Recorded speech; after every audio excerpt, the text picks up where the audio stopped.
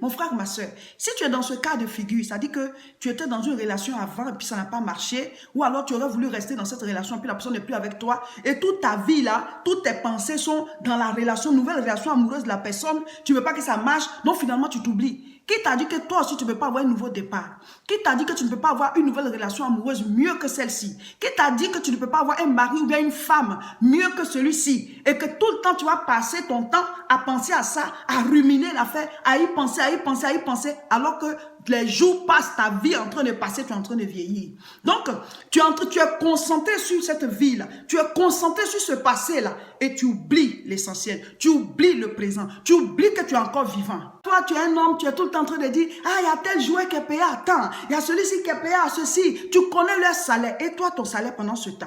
Regardez les matchs, c'est pas mauvais, mais mon frère, si tu passes tout ton temps à être concentré sur leur vie, celui-ci est payé à tel milliard, à la fin, toi, tu laisses quoi à tes enfants? Tu laisses quoi à tes enfants? Oh, mon frère, ma soeur, en tant que pasteur, souvent, on va vers les gens qui sont prêts à mourir. Et beaucoup de personnes regrettent avant de quitter la terre. Ils regrettent d'avoir laissé des opportunités qui auraient pu les amener à réaliser de grandes choses. Mon frère, là où on s'arrête, c'est là-bas nos enfants commencent.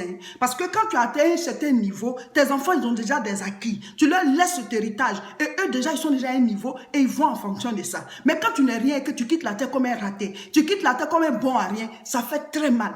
Et c'est à nos dernières heures qu'on pleure. Parce qu'on s'est dit qu'on a raté l'opportunité. La véritable opportunité, c'est le temps qu'on avait. Parce que quand le temps est fini, il est fini. C'est une denrée rare. Et Dieu a donné un certain nombre de temps, un certain nombre de jours à chacun de nous. Donc, il faut que tu rentabilises tes jours. C'est pour ça que la Bible dit, rachetons le temps. Seigneur, apprends-nous à compter notre temps. Il ne faut pas rester là, être concentré sur les autres. Et on s'oublie, on ne réalise rien. Le temps passe, au moment où on se rend compte, on est vieux, on n'a rien fait, on aurait pu faire ceci, le temps est passé. Pourquoi? Parce qu'on est dans la vie des stars, on est dans un monde de rêves, on veut vivre leur vie alors qu'on n'est pas à leur place. Mon frère, tu peux créer ton histoire à toi. Tu portes les maillots des autres, c'est pas mauvais, mais qui portera ton maillot? Souvent, on attend quand on est mort, et puis on fait les t-shirts, on met notre nom dessus. Mais pendant que tu vis là, tu peux atteindre un niveau où les gens portent aussi ton maillot, où les gens portent aussi un t-shirt à ton effigie. Nous devons réaliser notre vie. Dieu nous a donné des objectifs de vie, des destinées. Nous devons les accomplir. Arrête d'être concentré sur autrui. Oui, arrêtez d'être concentré sur la vie des autres. Parce que quand on est concentré sur la vie des autres, on s'oublie soi-même. On oublie d'accomplir l'essentiel de notre vie. On oublie de réaliser l'objectif pour lequel on est sur la terre, qu'on appelle la destinée. Dieu t'a créé, Dieu m'a créé pour un but. Dieu a créé chaque être humain pour un objectif bien précis.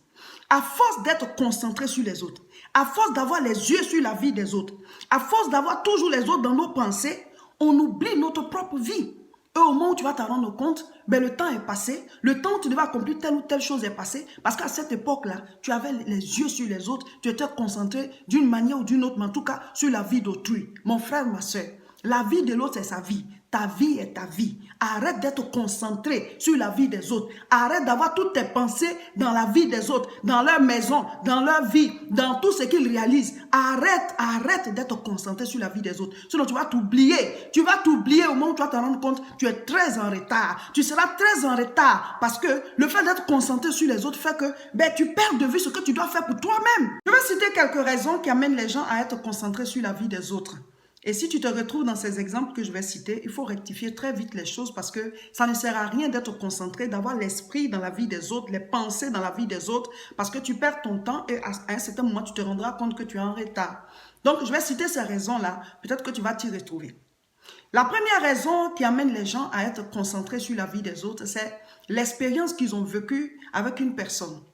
Peut-être que tu es une femme, tu étais avec quelqu'un, ou bien tu es un homme, tu étais avec quelqu'une, et ça s'est mal passé, la personne t'a laissé tomber, ou alors vous étiez mariés, la personne a été détournée peut-être par une autre personne, et maintenant, ils sont dans un autre foyer, et toi, peut-être, tu es seul. Ou alors, peut-être, tu es dans un autre foyer, mais qui ne te plaît pas, tu aurais voulu rester dans le premier foyer, vous voyez.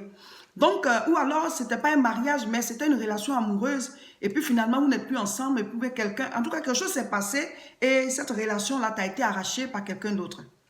Et donc, si tu ne fais pas attention, tu vis, mais toutes tes pensées seront dans cette relation qui a été brisée. Donc finalement, tu es concentré sur la vie de la personne. Tu vas tout le temps te demander, est-ce que ça marche entre eux? Est-ce que ça va là-bas? Comment est-ce qu'ils s'en sortent? Et tu vas espérer à tout moment que ça ne marche pas.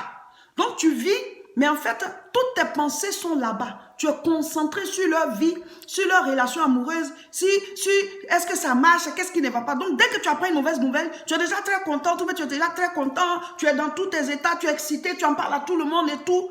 Donc, ça veut dire que toi, tu vis, mais tu as une vie secondaire parce que toutes tes pensées sont là-bas. Le deuxième exemple de ceux qui sont concentrés sur la vie des autres, c'est ceux qui ont fait du bien aux gens et les gens ont été ingrats envers eux. Le bien qu'ils ont fait ne leur a pas été rendu. Et donc, ces personnes, si elles ne font pas attention, elles peuvent être concentrées toute leur vie sur la vie de tous ceux qu'ils ont aidés et qui ne sont pas reconnaissants. Et donc, du coup, vous ne vivez plus. Parce que vous êtes là à tout moment. Même si tu ne fais pas sortir, mais ton cœur au fond de toi le dit. Il le dit. Il le dit. Donc, finalement, toi, tu vis, mais toutes tes pensées, toutes tes aspirations, tout ce qui est toi se trouve dans la vie de ces personnes-là. Et sans le vouloir, tu as envie que leur vie ne marche pas, tu as envie qu'il leur arrive quelque chose de mal, tu as envie que, en tout cas, une mauvaise nouvelle arrive de ce côté-là, parce qu'ils ont été ingrats envers toi, ils n'ont pas été reconnaissants avec tout ce que tu as fait pour eux. Et l'homme est mauvais, mais les gens sont ingrats, mais les gens sont mauvais. Donc, tu rumines ça, toute ta vie, tu es là. Tu vis dans leur vie. Le troisième groupe de ceux qui sont concentrés sur la vie des autres, c'est le groupe des critiqueurs et des critiqueuses. Eh oui. Ceux qui aiment critiquer les gens, critiquer leurs amis, critiquer leurs connaissances, critiquer les membres de leur famille.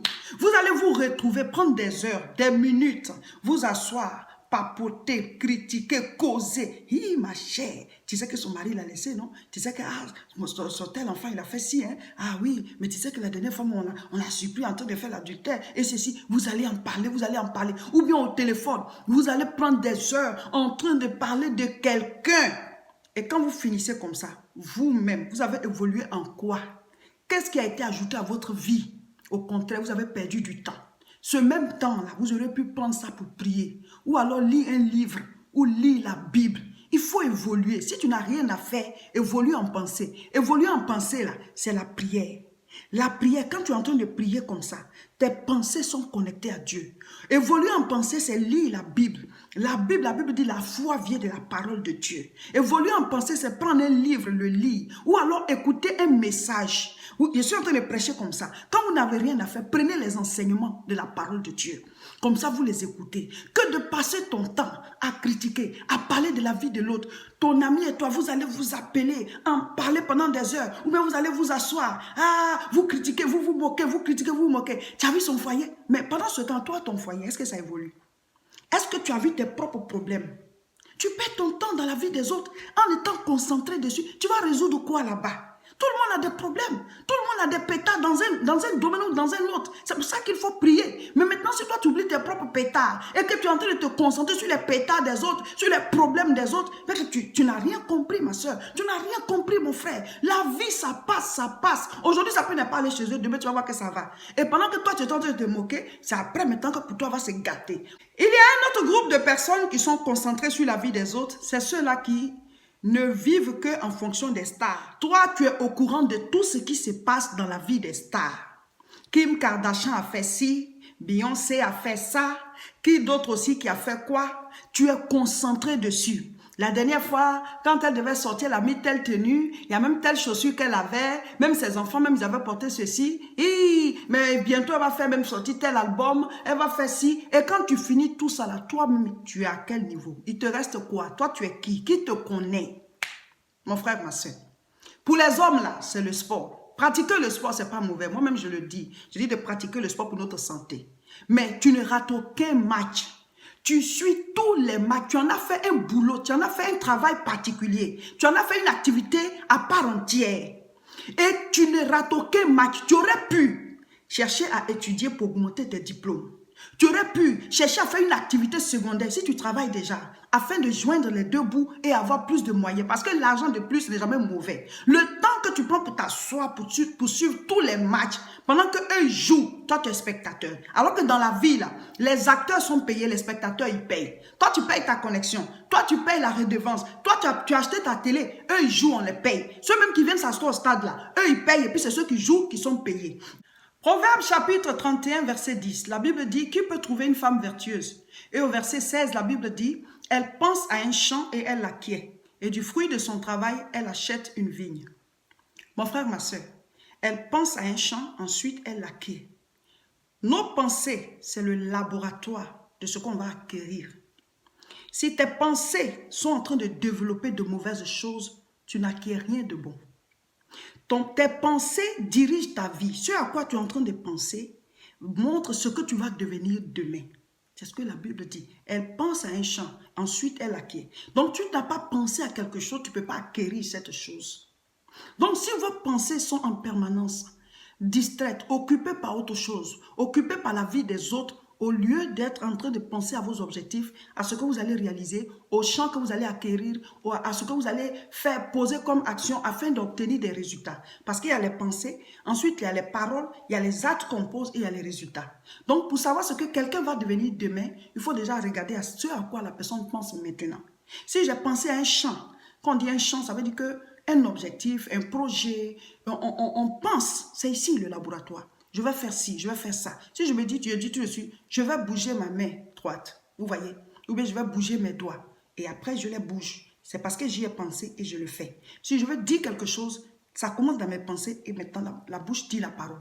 Donc, votre vie est la répercussion de vos pensées. Donc, si vos pensées sont occupées en permanence, quelle qu'en soit la raison, souvent certaines personnes disent non, c'est parce que je souffre trop, on m'a trop peiné, donc tout le temps ça occupe mes pensées. Mais il faut t'en débarrasser. Si tu n'arrives pas à t'en débarrasser, lis la Bible. C'est une épée à double tranchant qui sépare esprit et âme, moi les jointures. La Bible, à force de la lire, va aller changer tes pensées et te concentrer sur toi-même. Mais si tu restes concentré tout le temps sur les autres, mais ta vie n'avancera pas. Parce que tu ne sauras pas quoi faire, tu ne sauras pas qu'est-ce que tu vas acquérir. Tu n'as pas d'objectif en fait. Parce que tu vis dans la vie des autres. Tu vis dans leur maison. Tu vis dans leur travail. Ce qu'ils font, tu le fais avec eux. Et toi-même, tu t'oublies. Or, tu es une personne à part entière.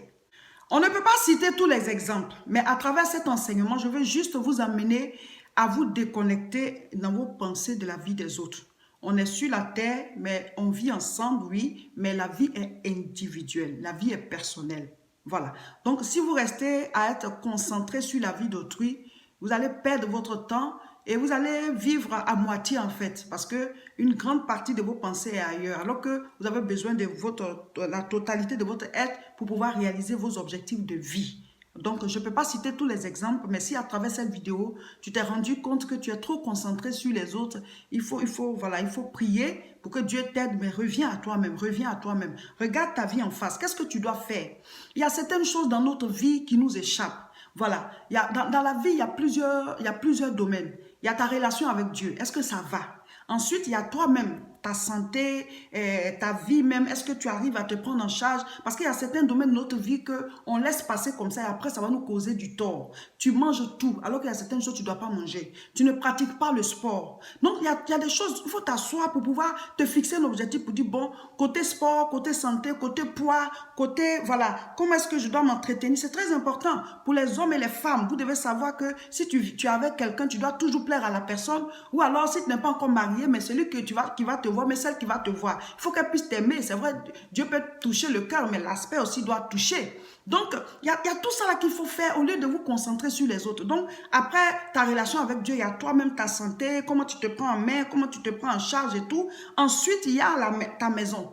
Si tu es marié, ton conjoint, tes enfants, il faut que tu prennes ces différents domaines-là à cœur. Comment est-ce que tu t'occupes de chacun? Est-ce que ta maison, tu t'en occupes et tout? Ensuite, il y a ta vie professionnelle, voilà. Il y a ta famille, ton père, ta mère, tes frères, tes soeurs. Qu'est-ce que tu peux faire pour que la famille avance? Ensuite, si tu fréquentes une église, qu'est-ce que tu apportes dans ton assemblée pour que l'œuvre de Dieu avance, pour que un jour Dieu te donne une couronne? Et puis maintenant, parce que la Bible dit quoi? Nous serons témoins à Jérusalem, dans toute la Judée, dans la Samarie, jusqu'aux extrémités de la terre. Donc, c'est comme ça. Voilà, ça part de toi et jusque comme ça, en commençant par Dieu. Jérusalem, c'est la relation avec Dieu. Donc, il y a tout ça.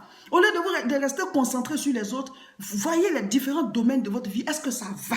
Est-ce que ça va? Donc, je ne peux pas citer tous les exemples, mais je vais juste vous amener à être concentré sur vous-même, quoi. Oubliez ceux qui vous ont fait du mal, pardonnez-leur. La vie, c'est comme ça. Avancez. Et aussi, priez pour que ceux à qui vous avez dû causer du tort sans vous en rendre compte puissent aussi vous pardonner pour que tout le monde puisse avancer. La vie, c'est devant. Ne restez pas sur la même chose. Vous vivez dans le passé, vous-même, vous vivez dans la vie d'autrui et vos pensées sont occupées. Non. Relevez-vous et avancez.